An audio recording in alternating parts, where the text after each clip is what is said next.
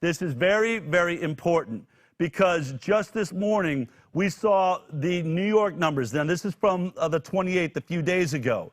They showed us an entire chart, a sheet on the numbers. I want to show you something because it explains exactly what's going on here. Take a look at this. This is the daily data summary from, this is yesterday's now, April 1st, okay?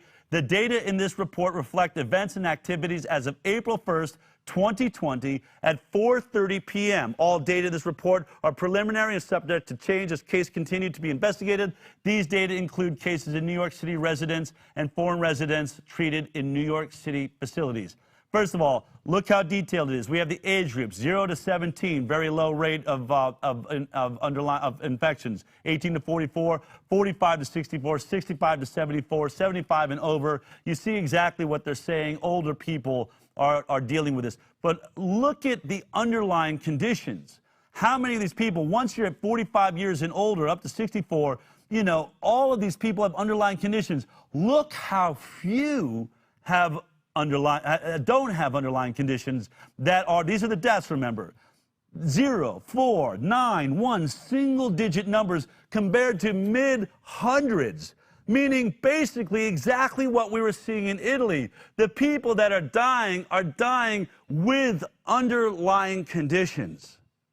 This is a major, major concern that Bhakti is pointing out. How can we know what the actual death rate of COVID-19 is if we are not going to be very, very particular about separating those who had pre-existing conditions?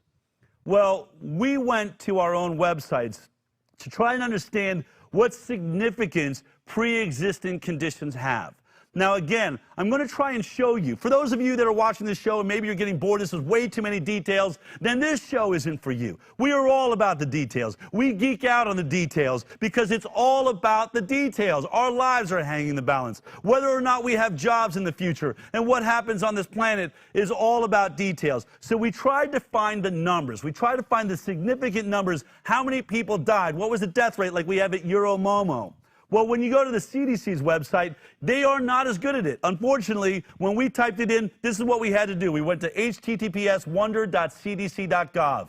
We went to detailed mortality, okay? You can do this too. You have to agree to their terms. Now, we want to do a search, right? So what we searched for was the 15 leading causes of death.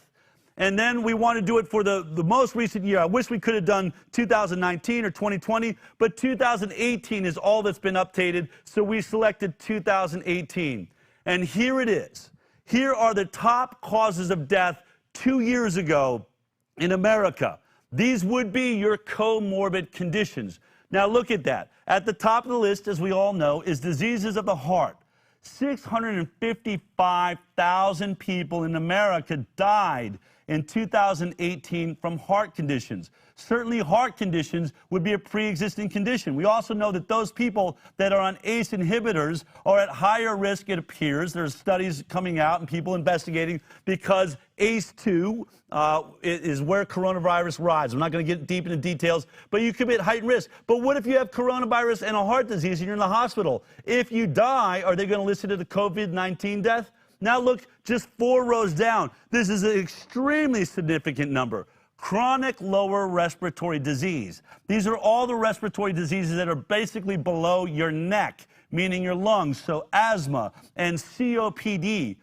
In 2018, 159,486 people died of lower respiratory disease. Now let's go down 2 more places to diabetes, because we're hearing that a lot of people that are dying in this death rate are those that are severely overweight, older, and suffering from diabetes. Well, diabetes kills nearly 85,000 people a year. And then you can, what else do we have? We have flu down there, right? Can I find it? Where is it? Right below diabetes. Oh, there it is. Influenza. I'm looking for flu. It's called influenza, Del. Influenza and pneumonia. There we go. 59,000 people. So just think of those categories. These are all people that will easily have comorbidities with coronavirus. 59,000 for the flu, 85,000. So it's roughly 140,000 now if you add in diabetes. Then we go to chronic lower respiratory, another 160,000. So there were 300,000 potential comorbidities. And then you go to heart disease, 655. You're at nearly 1 million people that are going to die, just as it was said in that piece from the UK, that are going to die anyway this year. What happens to your numbers if COVID-19 is in there? Now, certainly you would want to be really defining the difference so that you don't list people that were going to be dying of heart disease, right? So that we don't bolster these numbers. Because we're saying 100,000 to 200,000 are going to die in America if we do everything right. Now, I want you to think about this, that if those are the numbers, that those are the comorbidities, then we're looking at exactly what they're talking about, right? So how are we listing the deaths? How is this getting listed? I'm hoping, just as Bhakti is in Germany, we're all hoping America's going to be really, really tight about this, right? We're really going to nail it down. Well, I want to go back to something we just touched on last week, and that was the CDC advisement talking about how to categorize a death for COVID-19. This is the guidance for certifying COVID-19 deaths. And what it goes on to say, it is important to emphasize that coronavirus disease 2019 or COVID-19 should be reported on the death certificate for all decedents where the disease caused or is assumed to have caused or contributed to the death. So they literally tell them right there, go ahead, and even if you're assuming, if the test didn't come in and you have to assume. Now, it goes even deeper because we didn't really look closely at the death certificate itself. And I want to look at that because it tells you how to fill this out. This is very important. Remember, we want to be selecting out whether you died of heart disease or a lower respiratory illness you already had, right? Here's how it tells you to fill it out. Can we bring up the death certificate? If the decedent had other chronic conditions, such as COPD or asthma, which would have been the 159,000 people that died in 2018 or virtually every year, that may have also contributed, these conditions can be reported in Part 2. In Part 2, what does that mean? Part 1 and Part 2. Well, here we look at the death certificate. In Part 1, you will see that's the top section here, and they tell you how to fill it out. So this patient, I'm imagining is an imaginary patient, had an acute respiratory distress syndrome for the last 2 days. So obviously they were going into a major problem. They also had pneumonia for 10 days, and they were diagnosed with having had COVID-19 or assumed to have had COVID-19, which is what they tell you, right? So put that in the top group, and what you're going to list this as is a COVID-19 death. Now, if they were suffering from something else like a heart disease or COPD, which they told you with an acute respiratory illness, put that in Part 2.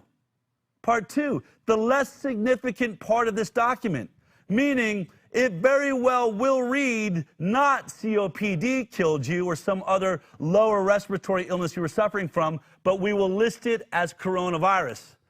You may think that I'm pushing this, but this is the actual document that was sent out.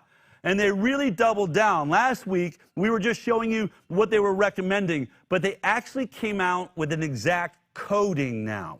The coding. Now in every hospital, here it is, saying we have a code for COVID-19.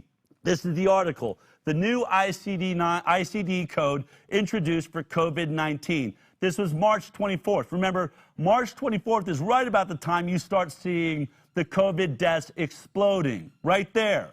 Look at March 24th. It's right at the beginning. Did the deaths explode, or did we have a backlog that couldn't code it, is number one question. Once we start coding, this thing blows up through the roof. And the letter goes on to say to everybody, make sure you give this new code to everybody that was collecting it. What happens, all right, and here's what it goes on to say. For those questioning, how do you use this new code, right? What happens if the terms reported on death certificate indicate uncertainty? If we have a question, look what it says. If the death certificate reports terms such as probable COVID-19 or likely COVID-19, these terms would be assigned the new ICD-9 code, meaning it doesn't matter if you were guessing at it. Doesn't matter if you just thought maybe it was COVID-19. Put in the ICD-9 code. And in case you're worried about backlash, look at this sentence. It is not likely that NCHS will follow up on these cases. What? It's almost like they're saying, you know, go ahead and call it COVID-19. We're trying to bump these numbers up a little bit. And don't worry, it is coming from us. Obviously, we can't say that. But what we're saying to you is, even if you think it's likely, even if you don't have a background, you don't have a test to prove it, and there's uncertainty, just put the code in there and don't worry about it, okay? Don't worry about it. We'll take it from there, and you will never get called out on this. If you think that that's not enough, they double down on this. They say it over and over again in this paper. In fact, I think it's best exemplified by how they try to emphasize what they want you to know. When you look at this entire letter, there are literally only 2 sentences that have been bolded in the entire letter. The top, new ICD-9 code introduced for COVID-19 deaths.